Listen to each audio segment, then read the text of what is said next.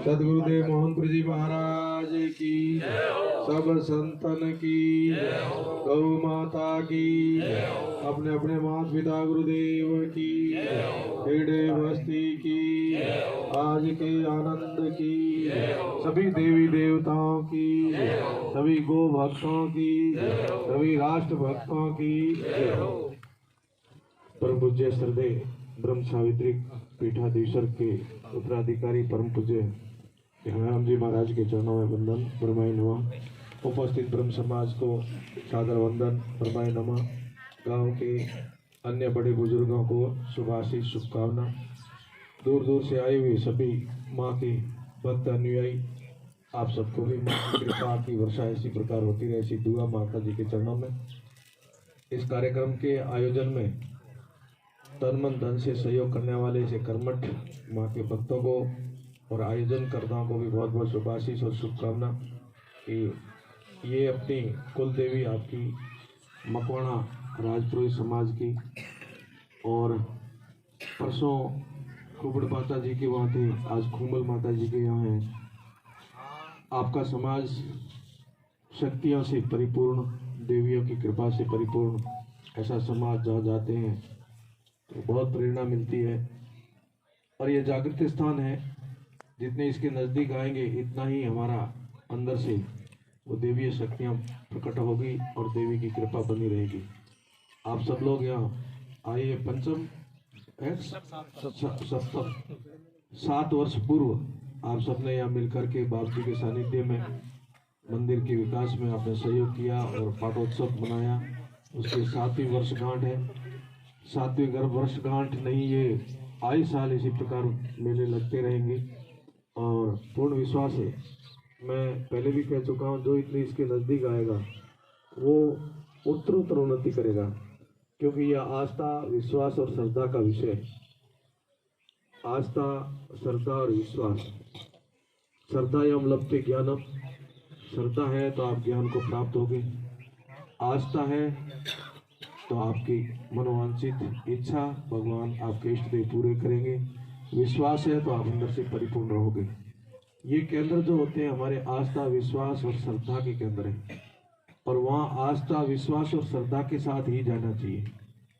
आस्था विश्वास और श्रद्धा से जाओगे तो निश्चय ही आप बहुत कुछ प्राप्त करोगे, इहलोक और परलोक दोनों। इहलोक कहते हैं ये लोक, वर्तमान जो अपने को दिख रहा है, जिसमें अपन जी रहे हैं, ये लोग भी आपका अच्छा होगा। और परलोक मतलब फिर आत्मा जब शरीर से निकल करके दूसरे शरीर में प्रवेश करेगी, वो भी आपका अच्छा होगा। परंतु काम एक ध्यान रखना है, ऐसे स्थानों पर जब जाते हैं समर्पण के साथ जाना है, बिल्कुल नतमस्तक जिसको कहते हैं अपन, एकदम श्रद्धा आस्था और विश्वास के समर्पण के साथ जाना।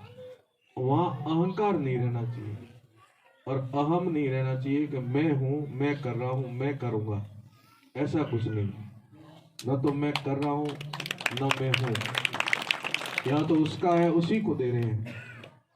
और ऐसी आस्था श्रद्धा विश्वास के साथ समर्पण के साथ अपन देवी माँ के दर्शन करेंगे, इनके द्वार पर आएंगे तो इहलोक और परलोक दोनों अपने कल्याण सुधर जाएंगे।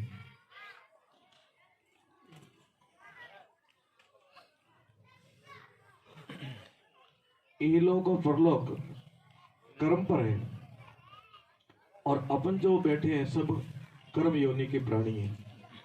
2 प्रकार के प्राणी संसार में, एक भोग योनि और एक कर्म योनि। भोग योनि वाले प्राणी केवल भोग करने आते हैं और अपना कर्म काटने के लिए आते हैं। मनुष्य केवल मात्र एक ऐसा प्राणी है जो कर्म योनि का है, वो भोग भी काटता है और नए कर्म सृजन करता है। ये लोक में, इस संसार के अंदर आप अपना सब कुछ व्यवस्थित करो और परलोक की भी कमाई साथ में करो। मैं एक छोटा सा बाप जी विराजे, विद्वान संत है अपने समाज के, और मैंने कल परसों भी वहाँ प्रसंग रखा था कि यहाँ सामने बैठे हुए सभी आप अधिकांश ब्रह्म समाज से हो, और ब्रह्म समाज में ब्रह्मत्व हो। शरीर तो ब्रह्म समाज का, इसमें कोई दो राय नहीं, क्योंकि आपने पूर्व जन्म में अच्छे कर्म किए थे। भारत में जन्म मिलना, हिंदू संस्कृति में जन्म मिलना, और हिंदू संस्कृति में भी हिंदुत्व के गुरु जगत गुरु ब्रह्मा, उसके कुल में जन्म लेना, ये आपका निश्चय ही प्रारब्ध अच्छा था कि कुल आपको अच्छा मिला। जन्मना जायते शूद्र, जन्म से शरीर निम्न होता है, शूद्र होता है, और फिर द्विज बनता है। वो द्विज का अर्थ होता है दोबारा जन्म लेना, और दोबारा जन्म लेने का तात्पर्य ये है कि वेद में कहा मनुर्भव, उस मनुष्य को कहा तू मनुष्य बन। तो मनुष्य ने कहा मैं तो मनुष्य के घर पैदा हुआ हूं, अब मुझे मनुष्य बनने की क्या आवश्यकता है? तो बोले नहीं, अब केवल शरीर से मनुष्य बना है, मनुष्यत्व अंदर से प्राप्त होना चाहिए। ऐसे ब्राह्मण के घर पैदा हुए पर ब्रह्मत्व की तरफ बढ़ना है, ब्रह्मत्व के अपने अंदर गुण होने चाहिए, तब पूर्ण ब्रह्मत्व जब प्राप्त होगा। वहां भी कहा था, यहाँ भी आपको संक्षिप्त में कहूंगा, कुछ लोग उस दिन नहीं भी थे, बाप जी भी पधार चुके थे। हमारे 5 मूल कर्म हैं गृहस्थ के, अपने सनातन धर्म के गृहस्थ आदमी के 5 मूल यज्ञ है, 5 मूल कर्म है। पहला ही कर्म है वो ब्रह्म यज्ञ है, पहला कर्म है ब्रह्म यज्ञ है, दूसरा देव यज्ञ है, तीसरा पितृ यज्ञ है, चौथा अतिथि यज्ञ, और 5वां बलि वैश्य भूत यज्ञ। यज्ञ कहो या कर्म कहो एक ही बात है। तो आप जितने विराजे, आपका सबसे पहला काम ब्राह्मण समाज का या राजपूत समाज का, उसका तो है ही है, पर प्रत्येक मनुष्य का पहला कर्म है ब्रह्मत्व, ब्रह्म यज्ञ करना। और ब्रह्म यज्ञ किसको करना, कैसे करना, उसका कहते हैं ईश्वर की उपासना करना, उसको ब्रह्म यज्ञ कहा है। सबसे पहला हरि को स्मरो, भगवान को याद रखो, ये अपना पहला कर्म बनता है ब्रह्मत्व। और उसमें भी ईश्वर में भी स्तुति, उपासना और प्रार्थना 3 पद्धतियां हैं, 3 पद्धतियां हैं। ईश्वर के भजन की 3 तरीके हैं, थोड़ा समझना कोशिश करना। ईश्वर के भजन के 3 पायदान हैं, 3 चरण हैं। पहला है स्तुति। स्तुति का अर्थ होता है गुणगान करना, भगवान के बखान करो, भगवान के गुणगान करो, उसकी महिमा को देखो, तो निश्चय ही आप उसकी तरफ और मन बढ़ेगा। भगवान की रचना को देखो, सृष्टि को देखो, संसार को देखो, खुद को देखो, चारों तरफ नजर दौड़ाओ, कण कण में भगवान को देखो, तो आपका प्रेम, आपका लगन, आपकी लगनी भगवान से और उत्कंठा के साथ में होगी। लौकिक उदाहरण में भी कोई व्यक्ति किसी को चाह रहा है, किसी से प्रेम है, तो दिन रात उसका चित्र, उसके ख्वाब, उसके विचार उसके दिमाग में बैठे रहते कि नहीं रहते? आप आपस में किसी के मित्र हो अथवा और किसी से कोई मित्रता है, आप देखिए जो जिसको चाह रहा, रात दिन उसकी खुमारी चढ़ी रहती है, उसका ही ध्यान रहता है दिमाग के अंदर, हर समय वो रहता है वो मेरा इतना, चाहे वो कैसा भी है, उसकी हर चीज, माँ बाप बेटा भाई, जिससे आपका प्रेम है, रात दिन आप उसकी खुमारी चढ़ाए रखते हो। ऐसे ही ईश्वर की पहले स्तुति करो, उसकी हर चीज को देखो और हर चीज को समझो, और इतनी निराली उसकी माया है, एक चीज को भी आप यदि सोचने की कोशिश करोगे तो आप धीरे धीरे और आगे बढ़ोगे। फूल को भी ले लेना, आप कितने प्रकार के फूल बना रखे, और हर प्रकार के फूल की बनावट अलग, हर फूल में खुशबू अलग। फूल नहीं, अपन जितने बैठे, अपन कितने हैं दुनिया में, 9-10 अरब इंसान है, पर सबका ढांचा, सबका सांचा अलग अलग बना दिया। एक संचो नहीं कर चलो हमें कौन माथा पच्ची करे, जो ईंटों काटोगे तो एक ही हंचे में हम एक जेड़ा काट दे, नहीं, सबका संचा अलग अलग बनाया। ये बोल रहा हूं मैं, ये माइक, कंठ, ये भी सबके अलग बनाए, एक जैसा किसी का कंठ भी नहीं बना, माइक भी अलग अलग लगाए। ऐसी हर चीज को ईश्वर के कण कण में, हर चीज में ईश्वर को देखो, महसूस करो, धीरे धीरे ईश्वर की तरफ आपका मन बढ़ेगा। ये ईश्वर की स्तुति, मीरा, रैदास, सूर, कबीर, नानक, बनाना जी, डूंगरपुरी जी, और जितने भी हुए, ईश्वरदास जी, जितने, सबसे पहला प्रथम चरण किया ईश्वर की स्तुति की, स्तुति की तो ईश्वर के प्रति लगनी लगी। अब दूसरा चरण होता है स्तुति के बाद में आप क्या आता है, उपासना। पहले स्तुति करो, फिर उपासना करो। उपासना का अर्थ होता उपासन, पास में बैठना, उसकी गोद में बैठ जाओगे आप, फिर निर्भय हो जाओगे। आप और हम सब लोग छोटे बच्चे थे ना, अपने मित्रों के साथ झगड़ते थे कि नहीं, आपस में गुत्थम गुत्था होते, झगड़ते थे, मारते थे, कूटते थे। सबसे सुरक्षित जगह कौन सी मानते थे? माँ की कोख। दौड़ करके माँ की कोख में बैठ जाते थे कि नहीं, अब कोई नहीं मारेगा मैंने, सही है कि नहीं? दौड़ के बैठते कि नहीं? ऐसे ही ईश्वर की गोद में बैठना, उसको कहते उपासना, वो उपासना। अब आप ईश्वर की गोद में बैठ जाओगे, निर्भय हो जाओगे। फिर तीसरा चरण आएगा आपका, तीसरा पायदान, वो है प्रार्थना। प्रार्थना आप सब जानते हो, आवश्यकता की पूर्ति के लिए अपन प्रार्थना करते कि नहीं करते? कोई जरूरत हो तब अपन प्रार्थना करते। स्कूलों में भी अपन प्रार्थना पत्र देते नहीं, छुट्टी की जरूरत होती है तो मास्टर साहब ने लिखे दिया कि साहब सेवा में श्रीमान निवेदन है कि हमारे छुट्टी चाहिए। अब कई ऑफिसों में भी तो अपन प्रार्थना पत्र लिख के देते नहीं, उसमें यही करते नहीं, मांग की पूर्ति के लिए अपन प्रार्थना करते हैं। ये अंतिम चरण है और हम थोड़ा सा भूल करते हैं, अंतिम चरण को पहले प्रस्तुत कर देते हैं, पहले मांगना शुरू कर देते हैं। ना तो स्तुति करो ना उपासना करो और सीधो आपनो लिस्ट राखो आगे ले जाओ। स्तुति करो पहले, फिर उसकी गोद में बैठो, निर्भय हो जाओ, अपने आप करेगा। ये है ब्रह्म यज्ञ, और ये ब्रह्म यज्ञ प्रत्येक को करना चाहिए, विशेष करके ब्रह्मत्व को प्राप्त करने वाले, ब्रह्म कुल में पैदा होने वाले को तो नित्य प्रति करना ही चाहिए ब्रह्मत्व। ईश्वर की उपासना, ईश्वर की स्तुति और प्रार्थना, ये आपका प्रथम कर्म है। दूसरा देव यज्ञ। देव यज्ञ में ये देवता, आपके इष्ट देव, आपके कुल देव, आपके आराध्य देव, ये इष्ट देव, आराध्य देव और कुल देव, जिनकी आज अपन जिनकी यहाँ पहुंचे, ये आपकी किसी की कुल देवी है, किसी की इष्ट देवी होगी, किसी की आराध्य देवी होगी, और इनकी थोड़ी सी पद्धति अलग है। इनकी उपासना नहीं होती है, इनकी आराधना होती है, और आराधना के लिए, आराध्य के लिए मंत्र होता है। आपने देखा माता जी का मंत्र अलग है कि नहीं?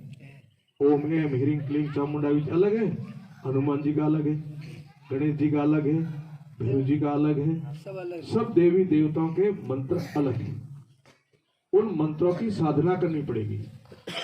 मंत्रों की साधना करेंगे तो सिद्ध होगा, सिद्ध होगा तो आपका आराध्य आपके ऊपर कृपा करेगा। विभिन्न प्रकार से इनकी विधि विधान से अपने को पूजा अर्चना और जो हो उस प्रकार से अपने को करनी चाहिए। ये दूसरा आपका यज्ञ है। पहला ब्रह्म यज्ञ, दूसरा देव यज्ञ। और देवताओं में भी एक देवताओं में भी भिन्नता है, देवताओं में भी अलग अलग है। सूर्य देवता भी है, चंद्र देवता भी है, अग्नि देवता भी है, ये सब ये भी देवताओं में गुणे गए। वायु देवता भी है और ये भी देवता है। देव को योनि माना है और देवताओं का क्षेत्राधिकार है। अब तीसरा, इसको मैं ज्यादा विवेचना नहीं करूंगा, तीसरा आता है पितृयज्ञ। पितृयज्ञ में माता पिता और गुरु, ये तीन पितृयज्ञ है। माता पिता और गुरु की सेवा करना, माता पिता और गुरु की आज्ञा का पालन करना, ये आपका पितृयज्ञ, तीसरा यज्ञ, ये भी आपको करना चाहिए। चौथा है अतिथि यज्ञ। अतिथि देवो भव। आपके घर जो भी अतिथि आता है, वैसे तो अतिथि का अर्थ ये होता है बिना बताया है, जो बिना अतिथि, और वैसे अपने जो भी मेहमान आता है वो अतिथि मानते हैं अपन। अतिथि देवो भव, अपने घर जो आता है वहां अपने उनमें सेवा शुश्रूषा प्रेम भाव से उसकी करनी चाहिए, आपका चौथा कर्म है। और पांचवा है बलि वेश्य यज्ञ अर्थात भूत यज्ञ। प्राणी मात्र के लिए आपको देना है, सेवा करनी है। ये आपके पंच कर्म है। पर मैं पुनः आपसे इतना ही कहना चाहूंगा कि जगत गुरु ब्रह्मा और ब्रह्मा गुरु सन्यासी, आप जगत के गुरु, आपके प्रारब्ध अच्छे थे, आपने ऐसे कुल में जन्म लिया, उस ब्रह्मत्व को कायम रखना ये आपका कर्तव्य है। आपके कर्म कांड को, आपके विधि विधान को, आपके मार्गदर्शन को आप कायम रखोगे। आज भी हमारा हिंदू समाज आपको वही स्थान और आदर देता है। चाहे ब्रह्म समाज का बच्चा विद्वान है अथवा नहीं है, ब्रह्म समाज में पैदा होने के बाद में हिंदू समाज के लिए आज भी श्रद्धा का वो पात्र है, आज भी उनमें श्रद्धा रखते हैं।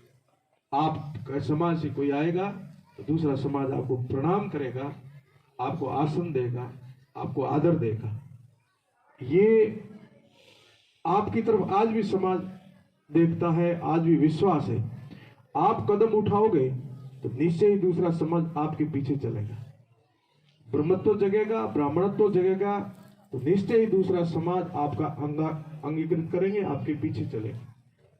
और जगत गुरु ब्रह्मा और ब्रह्मा गुरु सन्यासी, सन्यासी करेगा तो ब्रह्म समाज भी करेगा। तो ब्राह्मण और सन्यासी का तो पूरक है एक दूसरे के, ब्राह्मण और सन्यासी एक दूसरे के साथी कहो, पूरक कहो, एक ही मूंग की दो फाड़ कह दो। हम लोग समाज की दिशा दर्शन, मार्गदर्शन में हमारी महती भूमिका रहती है। आज पूर्ण रूप से मानवता वापिस जिंदी हो, संस्कार अपने जिंदे हो, इसके लिए आपको सबको अपने ऊपर बहुत गर्व के साथ, स्वाभिमान के साथ में ये भाव रखना है कि मैं ब्रह्मत्व में मैं पैदा हुआ हूँ और इस ब्रह्मत्व के लिए मैं समर्पित होकर के अपने जीवन में उसी ढंग से जीऊंगा। मुझे प्रसन्नता और खुशी है कि अब पूज्य ध्यानाराम जी बाप जी बहुत विद्वान संत, विद्वान तो है ही है, कर्मठता भी है और शालीनता भी है, सुशीलता भी, नम्रता भी है, एक संत के गुणों से परिपूर्ण है और समाज का चिंतन भी करते हैं।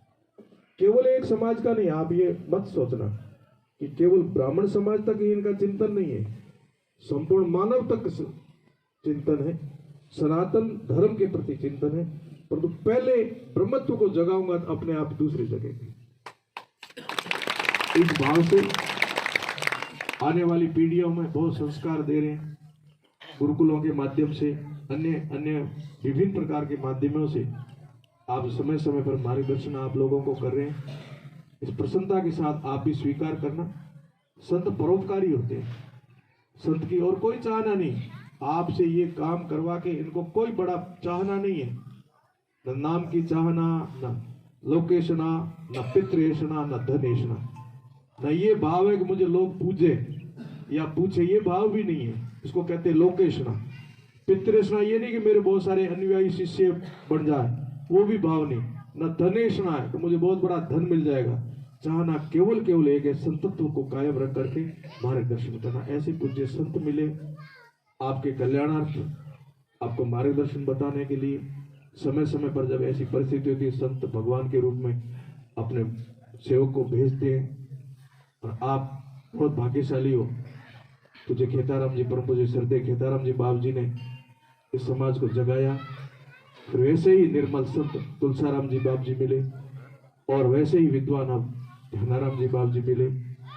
अब आप सबको इसी प्रकार से चल करके अपने जीवन को सफल करना और अपने जीवन के उद्देश्यों की पूर्ति के लिए अपने को आगे बढ़ाना है। आपसे प्रेरित होकर के आपके आसपास रहने वाले दूसरे समाज वो आपको गुरु मान करके आपकी आज्ञा का पालन करेंगे।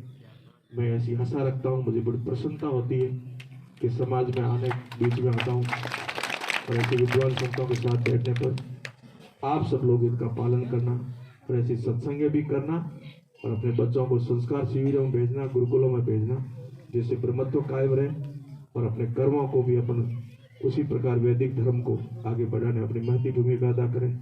मुझे आप सबने बुलाया तो फिर कभी और सत्संग करेंगे। आज बाप जी का सत्संग करना, सुनना, और मैं बाप जी से भी इजाज़त लूँगा आज्ञा लेते हुए। मुझे लंबा प्रवास करना है बहुत सारे कार्यक्रमों में। आप मुझे आज्ञा दें, इजाज़त दें और ऐसी अनंत कृपा आपकी बनी रहे। आप हमारे बाप जी तुलसाराम जी का, आपका जो हमारे प्रति भाव और प्रेम है वो धन्य है। हम भी ऐसी कृपा बनाए रखें आप सब लोग। पुनः आप सबका आभार। आयोजकों का भी मैं धन्यवाद देता हूँ कि मुझे याद किया, माता जी के दर्शन कराए, बाप जी का दर्शन कराया। बहुत बहुत धन्यवाद, बहुत बहुत शुभकामना। चलिए गोबर मात की, सदगुरुदेव की, गौ माता की, सब संतन की। एक पर्ची रखी है।